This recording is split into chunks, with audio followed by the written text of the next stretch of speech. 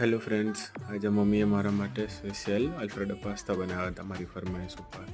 ઘરમાં જે વેજીટેબલ્સ હતા એ અને બીજા કોઈ પણ ઇંગ્લિશ વેજીટેબલ્સ પપ્પા વારેથી લઈ આવ્યા હતા મારા માટે. મમ્મીએ સરસ મજાના ચોપ કર્યા, બટર નાખી એને બધાને સોતે કર્યું વન બાય વન કરીને.